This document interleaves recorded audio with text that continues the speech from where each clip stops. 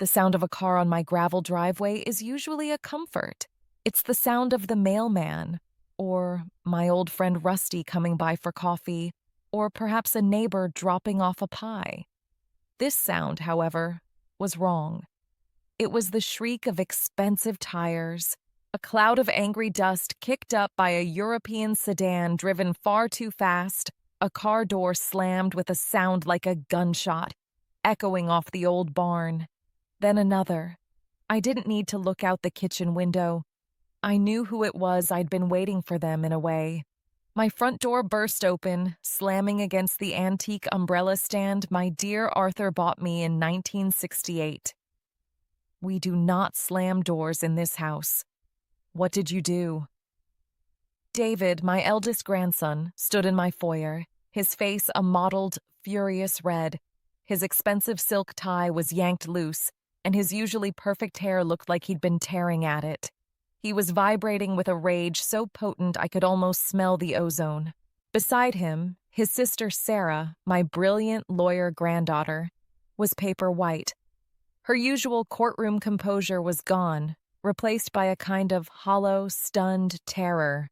Her eyes were red. She had been crying.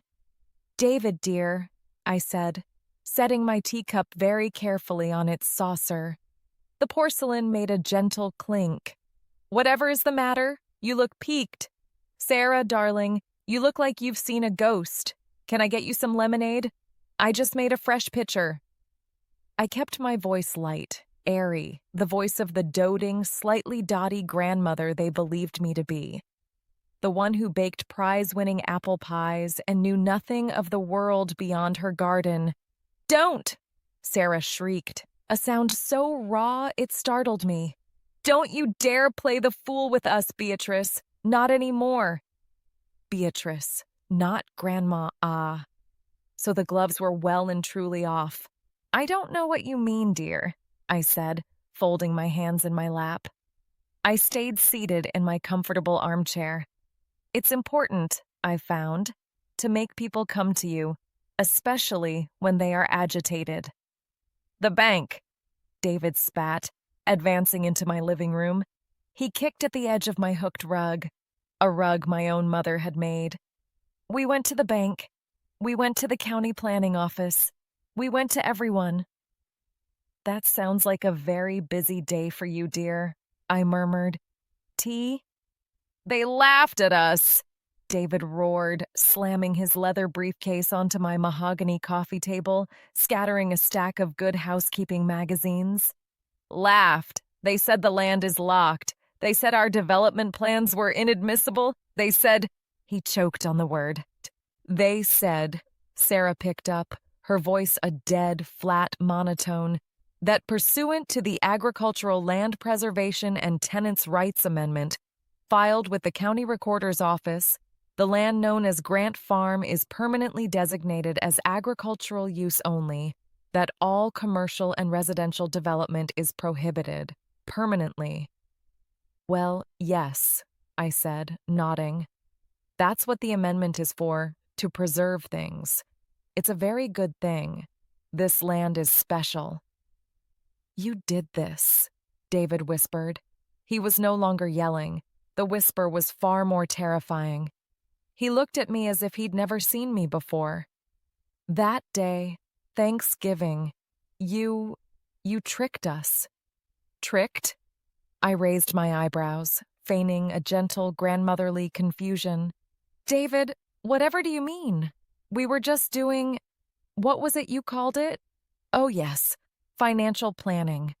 We were planning. You told me not to worry about it. You said you'd planned it all for me." David's face went from red to a sickly purple. You bitch," I gasped, putting a hand to my chest.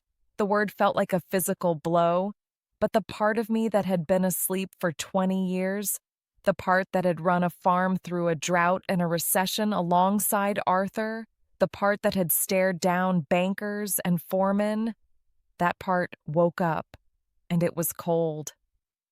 "David Grant," I said, and my voice was no longer airy. It was the voice that could command a field hand from 100 yards. You will not use that language in my house. Your house? Sarah let out a high, hysterical laugh. Our house, you mean? We're the trustees. We own it all. The trust. You signed the trust. Yes, I did, I said patiently. I signed your document, the Grant Family Heritage Trust. A very official-sounding document, Sarah. You did lovely work on the font, and in exchange, as the newly appointed trustees, you signed my document, the amendment, the one you just quoted, don't you remember? It was right there on the dining room table, with all the other papers. I watched their faces, the slow, dawning, agonizing comprehension. They didn't remember. They hadn't looked. They hadn't read a single word. They had been so blinded by their greed, so sure of my senility, that they had signed their own ruin without a second glance. But,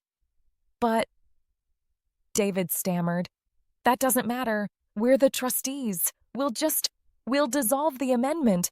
We'll sue. Oh, I don't think so, I said, leaning forward. I picked up my teacup. Sarah, darling, you're the lawyer. Why don't you explain to your brother the legal definition of irrevocable?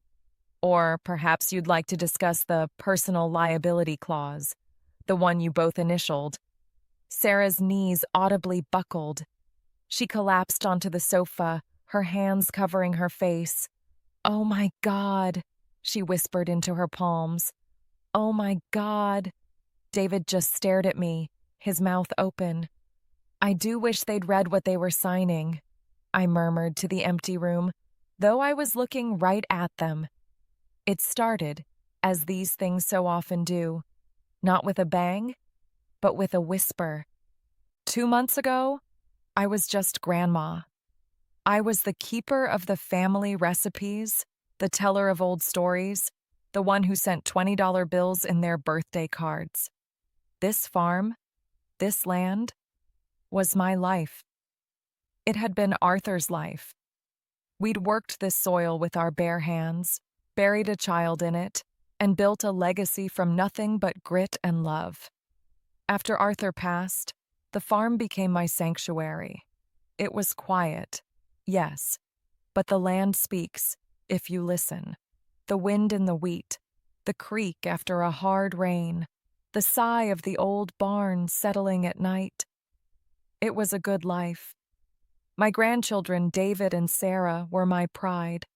David, my firstborn son, so handsome, so ambitious. A real estate developer, he called himself building things, tearing things down and building new, shiny things. I was so proud of his drive, even if his glass and steel boxes looked cold to my eyes. And Sarah, my little bird, quick-witted, sharp, with a tongue that could cut glass. She'd gone to law school, just like she always said she would, a lawyer. Imagine that. My granddaughter, a lawyer in a big city firm. They used to visit. They used to spend summers here, their city pale legs turning brown, their hands sticky with blackberry juice. David loved to help Rusty, my old neighbor and tenant farmer, fix the tractor. Sarah would follow me in the garden, asking a million questions about every flower. But they grew up. They got busy. The visits became shorter. Thanksgiving, Christmas, then just Thanksgiving. Then, last year, they hadn't come at all. A conference in Dubai, David had texted. A major trial, Sarah had emailed. My heart ached, but I understood. The world moves fast now. My world, the world of seasons and slow growth, was an antique. Then, 2 months ago, David's shiny car pulled up the drive. On a Tuesday. "Grandma?" he said, kissing the air near my cheek. He smelled of expensive cologne and something sharp like anxiety. "You look fantastic. Doesn't she look fantastic, Sarah?" Sarah was right behind him, tapping on her phone. "Fabulous, Grandma. Just stunning." It was the first stinging hook, though I didn't know it at the time. the compliment that wasn't a compliment. The way they looked at me, and then, immediately, over my head, their eyes scanning the fields, the barn, the tree line. "We were just thinking," David said, draping a casual arm over my shoulder as we stood on the porch. "It's been so long. We missed this place." "We missed you, Grandma," Sarah corrected, finally putting her phone away and flashing a brilliant, insincere smile. My heart, stupid and old, leaped. "Oh, I've missed you too, dears. Let me get you some pie. I just baked." They stayed for 2 hours, and in those 2 hours, they never once asked about my arthritis, or my garden, or the new calf Rusty's cow had dropped.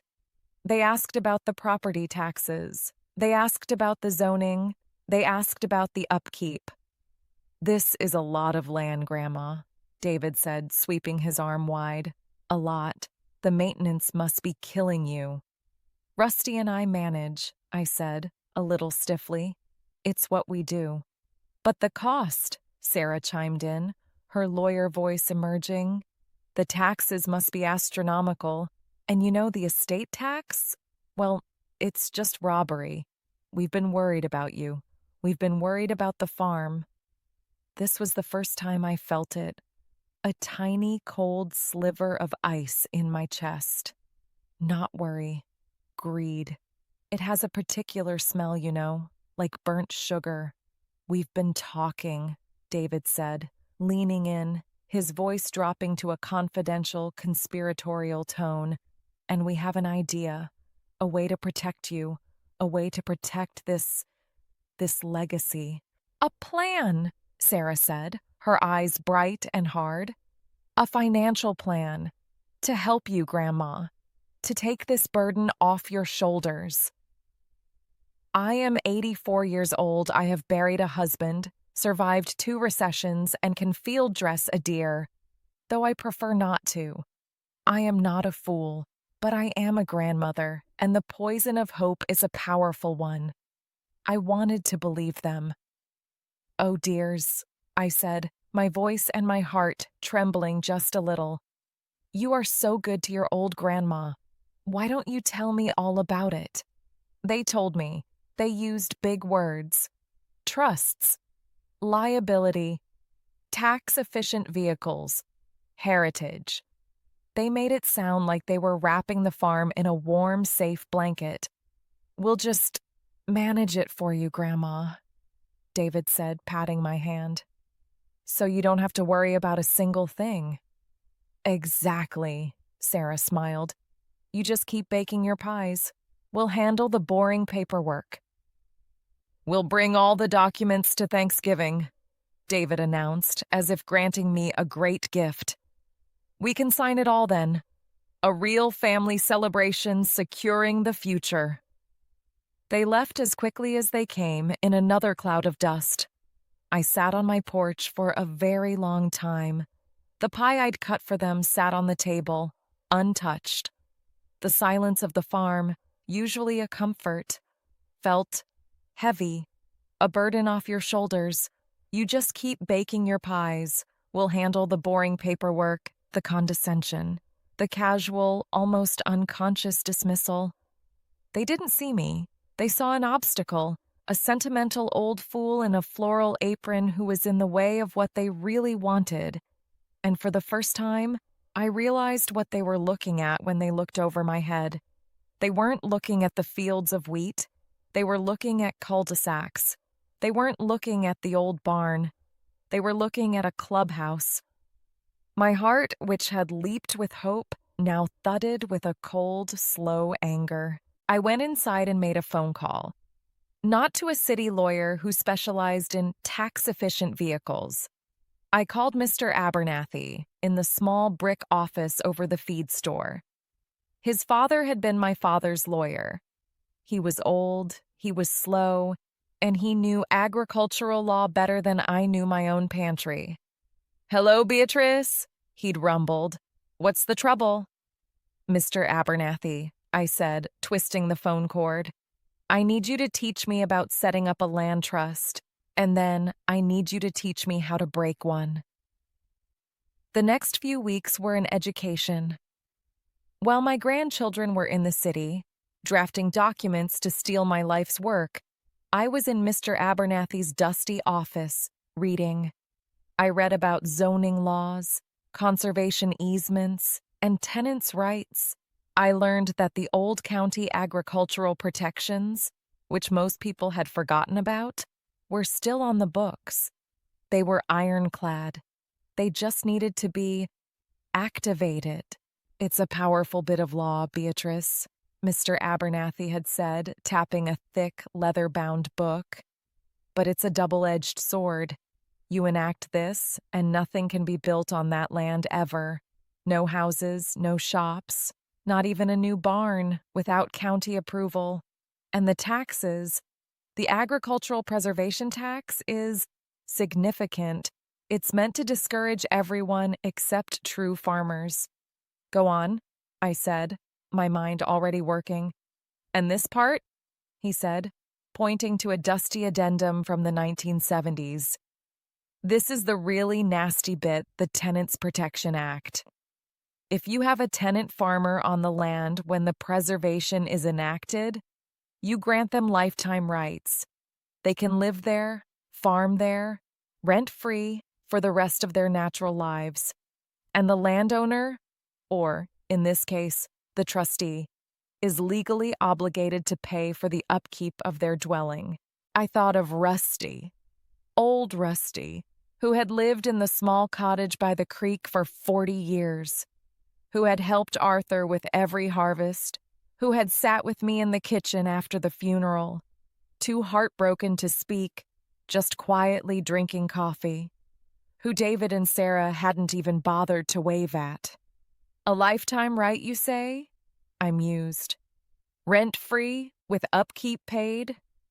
Mr. Abernathy gave me a long, hard look. A slow smile spread across his wrinkled face. Beatrice Grant, you are a devious woman. I'm just a grandmother, I said sweetly, trying to secure her legacy. The plan, when it formed, was beautiful in its simplicity. David and Sarah were bringing a document for me to sign, making them trustees of the farm. All I had to do was bring a document for them to sign as trustees. Mr. Abernathy and I drafted it together. We called it the Agricultural Land Preservation and Tenants' Rights Amendment. It was simple, direct, and absolutely brutal. It permanently designated the land as agricultural use only. It enacted the full, long-forgotten county agricultural preservation tax. It triggered the Tenants Protection Act, granting Old Rusty, we used his legal name, of course, lifetime, rent-free tenancy with all maintenance to be paid for by the trustees. And then, my own little flourish, born of pure, cold spite, we added a clause stating that as this was a heritage trust designed to preserve the land, the trustees, David and Sarah, were personally and legally responsible for all taxes, fees, and maintenance costs for a period of 50 years. And of course, a final clause. The land could not be sold, it could not be subdivided, it could not be used as collateral for any loan. It was, in Mr. Abernathy's words, the most financially ruinous document I have ever had the pleasure of writing. Now, all I had to do was get them to sign it. A week before Thanksgiving, I got the stinging hook I truly needed. I'd driven into the city on the pretense of buying special spices for my pies. My real purpose was to see Sarah. I wanted to look her in the eye. I wanted to give her one last chance to be my granddaughter, not just a lawyer. I got to her office building, a tower of mirrored glass that hurt my eyes. The receptionist, a young woman with a phone seemingly attached to her ear, told me Ms. Grant was in a meeting. She pointed me to a waiting area. I sat and I waited. After about 10 minutes, I heard voices from a conference room nearby. The door was cracked open. It was Sarah and David. absolutely certain she'll sign? David was saying. David, please! Sarah's voice sharp and impatient.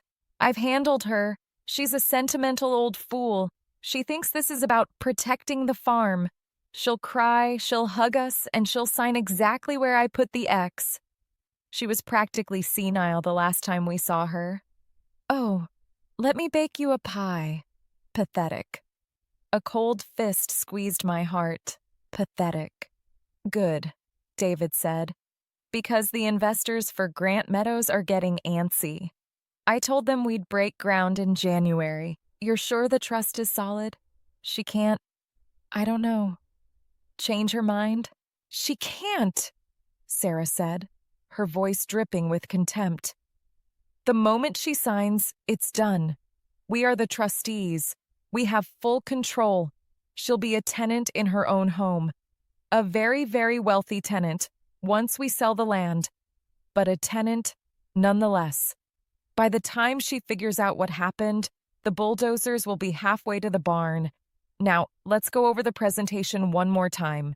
We need to hit the estate tax angle hard. It scares old people. I didn't wait to hear any more. I stood up, my legs shaking. I walked out of that glass tower, past the receptionist, and onto the bustling city street. I, Beatrice Grant, who had never felt lost in her life, was completely and utterly adrift pathetic. A tenant in her own home.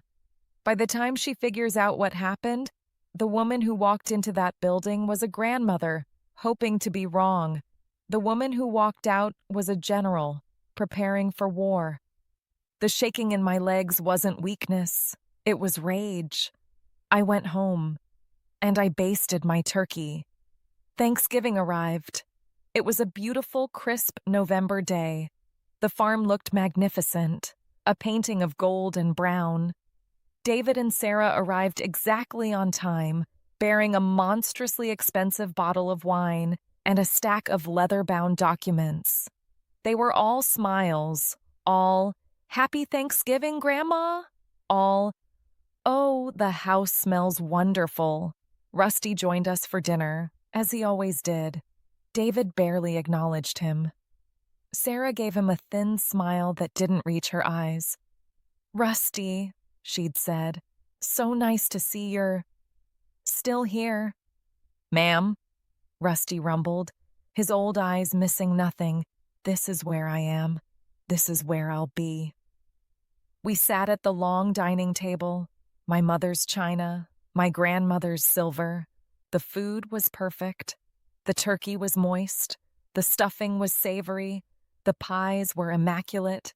And through it all, they laid the groundwork.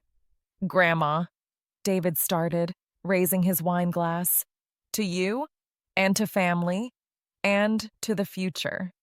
"Here, here," Sarah cooed. "We've been thinking so much about the future," David continued, putting his fork down, "about this place, about legacy, and, well, we're worried about the estate tax."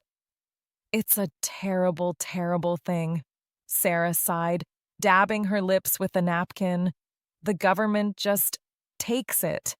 Half of everything you've worked for. Gone. Poof." I made a show of looking worried. "Oh dear, that does sound dreadful." "But don't you worry, Grandma," David said, his voice like warm, thick oil. "That's why we're here. We've planned it all for you." He reached over and pulled the leather-bound stack from the sideboard. It made a very impressive thud as he placed it on the table, right next to the gravy boat. "This," he said, tapping the cover, "is the Grant Family Heritage Trust. It's a legal marvel. It protects the farm from the government, from taxes, from everything. It ensures the Grant legacy. Forever." "We just need your signature, Grandma," Sarah said, pulling out a sleek, expensive-looking pen. "And then, we, as trustees, will handle everything. You'll never have to worry about a single piece of paperwork again." "Oh my," I said, fluttering my hands. I must say, giving a rather convincing performance as a dottery old woman. That all looks so complicated. So many pages. It's just legal boilerplate, Grandma, Sarah said, a tiny, impatient edge to her voice. She opened the binder to a page marked with a bright yellow Sign Here tab. You don't need to read it. We've read it. We're protecting you. Oh, of course, dear. You're so smart. I picked up the pen. My hand was shaking. This time, it wasn't an act. This was the precipice. And then, I did it. With a small theatrical, oh goodness me, I tripped over my own feet, or perhaps the leg of the chair. My arm, holding the pen, knocked against the gravy boat. The rich, dark turkey gravy went everywhere, all over the table, all over David's investor tie, and most importantly, all over their pristine, leather-bound, Sign Here tabbed document. Oh my heavens, I cried, genuinely distressed, or so it seemed. My beautiful table, David, your tie, oh, and the papers, they're ruined. I'm so clumsy. Oh dear, David swore, leaping back. Sarah's face went white with fury. Grandma, this was the only copy. Oh no, I wailed. Is it ruined? Have I ruined Thanksgiving? It's fine, Sarah said through gritted teeth, trying to dab at the thick, greasy gravy with a linen napkin. It was hopeless. The pages were soaked. Wait, I said, my eyes brightening. Mr. Abernathy, my lawyer, you know he keeps copies of all my important papers. He's so careful. He even made a copy of your trust document, dears, just for safekeeping. I was so impressed with his thoroughness. He has a second copy of everything, the trust, and the little amendment I wanted to add. All bundled together, I think I have his file right here. Before they could protest, I hurried, as much as an old woman can hurry, to my study. I came back with my file, a simple manila folder. Here it is, I said, beaming. He made a packet. He said it's all the signature pages, all in order, so it's easier for me.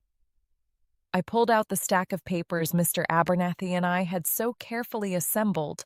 The first page was, indeed, the signature page for their Grant Family Heritage Trust, and the second page, stapled securely behind it, was the signature page for my Agricultural Land Preservation and Tenants' Rights Amendment, followed by the signature page for the new county tax filing, followed by the signature page for the lifetime tenancy agreement, all bundled together, one neat little packet of doom. Oh, this looks much cleaner, I said brightly. Now, where do I sign? Sarah, desperate to get the signing over with, to salvage her plan, to get the gravy off her brother's suit, was in no mood to read. She was blinded by her own arrogance. Right here, Grandma, she said, her voice strained, pointing to the first page I signed, my hand perfectly steady. Beatrice Grant. Wonderful, Sarah said, snatching the packet. Now, David and I just need to countersign as trustees. Here, and here. She flipped the page. She signed her name. David signed his name. They flipped the next page. They signed. The next. They signed. They never even looked up. They were just signing where the lines were. Their own names, over and over, sealing their own fates. There, David said, closing the packet with a sigh of relief, trying to wipe a smear of gravy off his watch. It's done. The farm is safe. Happy Thanksgiving, Grandma. Oh, yes, I said, taking the packet from him and holding it to my chest. Happy Thanksgiving, dears. More pie, anyone? And now we are back in my living room 2 months later. The pie is long gone. The smiles are gone. Sarah is still sobbing on my sofa.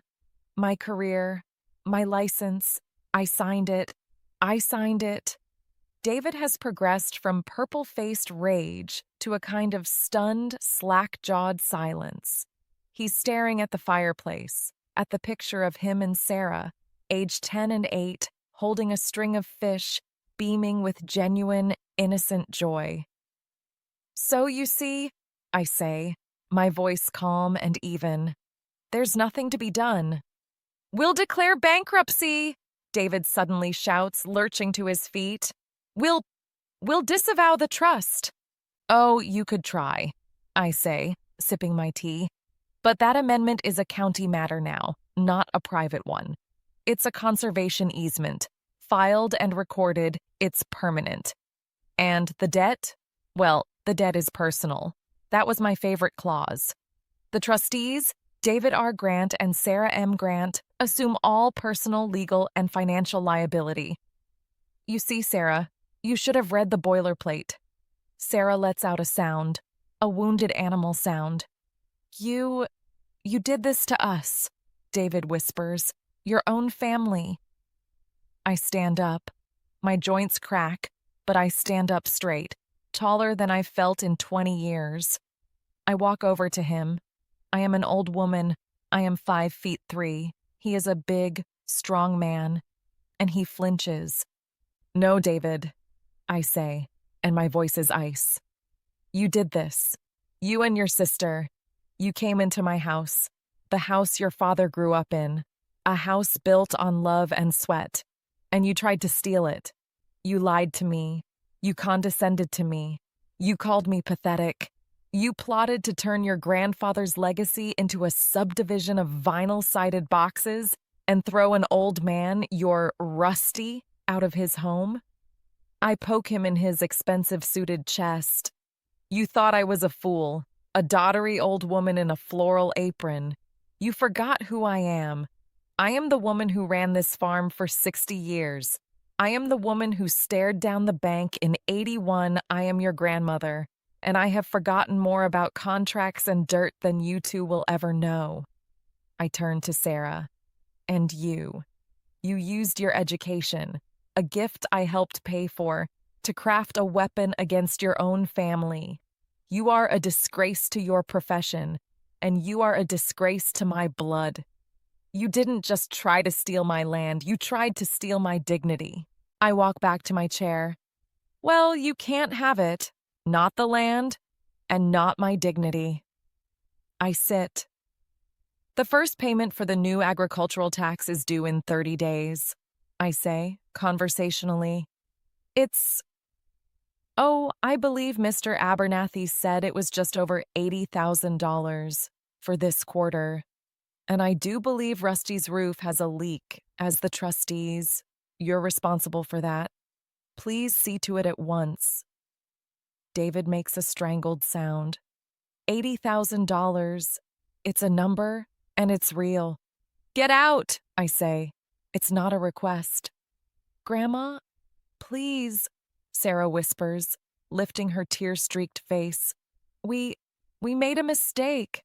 "A mistake," I repeat, "is adding too much salt to the stew. This was a plan. Your plan. The one you'd planned all for me. And now, you get to live with it. Get out of my house." They stumble out. The door slams, not in anger this time, but in the weak, hollow finality of defeat. I watch their car spin gravel as it fishtails out of my driveway. I sit alone in the quiet of my living room. The clock on the mantel ticks, the house sighs. I am 84 years old, and I am very, very tired. But the land is safe, Rusty is safe, Arthur's legacy is safe. I pour myself another cup of tea. It's gone cold, but I don't mind. They thought the fight was about money. They thought it was about acres and zoning. They never understood it wasn't about the land. It was about the love that sinks into the soil, that builds a home, that feeds a family. A love they traded for a handful of silver. They called me a sentimental old fool. Perhaps I am. But I am a sentimental old fool who reads her contracts. And I am a sentimental old fool who just saved her world. I pick up the phone. Rusty? I say. It's Beatrice. Yes, it's done. Oh, it went just fine. Say, that leak in your roof. How would you feel about a whole new one? Yes, and new paint, I think. A nice, cheerful blue. I hang up, and for the first time in 2 months, I smile. A real smile. It's time, I think, to go bake a pie.